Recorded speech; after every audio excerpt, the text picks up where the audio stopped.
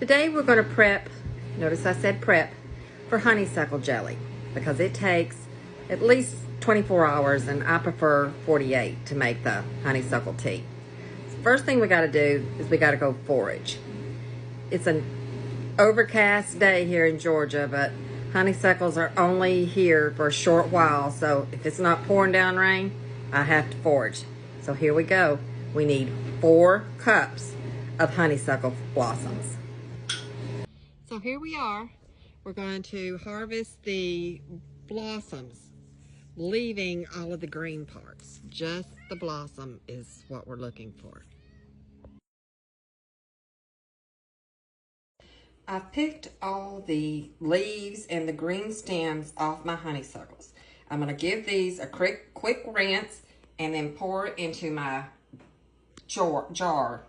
I like using a half-gallon jar, but if you want to use whatever you want to put yours in that you're going to leave to steep for 24 to 48 hours.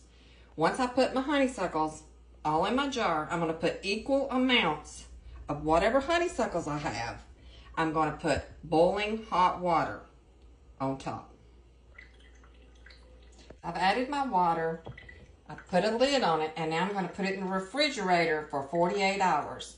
You can leave it for 24 and then strain it, but I like 48 because I like a stronger honeysuckle flavor. In 48 hours, it's going to look like this. Notice it looks a kind of darker color, and if you smell it, it's a really concentrated smell. After I've drained away through my jelly cloth, or my jelly bag actually, all my honeysuckles, this is the color of the honeysuckle tea that we made. We've made our honeysuckle tea.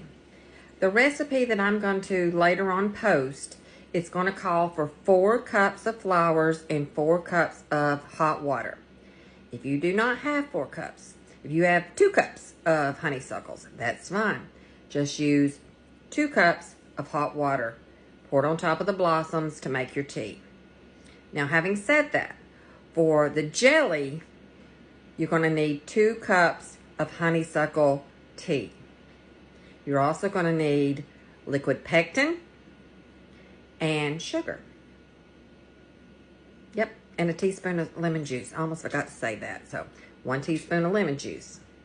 Check the next slide for the exact recipe.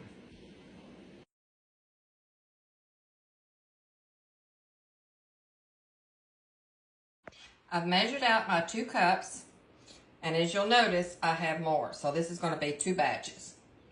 So that's why I'm saying if you only have 2 cups of blossoms, add 2 cups of water and you'll make yourself 1 batch. But this is my grandma's recipe and I stick with it. And I make 2 batches. So I'm now going to pour my honeysuckle tea into my pot. I put my pot on the stove, turned it to high, and when it starts getting warm and kind of bubbling on the sides, I'm going to start adding in my sugar 1 cup at a time. When all the sugar has melted and it again turns to that bubble on the side there, I'm going to add in my fruit pectin. You might have noticed that I'm using a whisk rather than my normal spoon. That's because once I add in my fruit pectin, it's much easier to mix in. As you notice, it's really hot, so we're going to go ahead and add in our fruit pectin. I've checked it with my refractometer and it reads 65. So I've let it come to a boil and now I'm going to let it cook for 1 minute. I'm going to wipe my rims, cure my lids, and put in a hot water bath for 10 minutes. Our honeysuckle jelly is out of the canner and we made 5 8-ounce jars. Now you can see the pretty golden color. I know the tea looked dark, but that's what it ends up looking like when you make it into a jelly by adding the sugar and pectin and things. You might have noticed that my liquid pectin came out of a bowl rather than the pouch or like Certo. That's because I buy it from Pacific Pectin in California in bulk, and I mix the dry powder with a little water and make it that way. But I hope you enjoy this recipe. Thanks for watching and happy canning.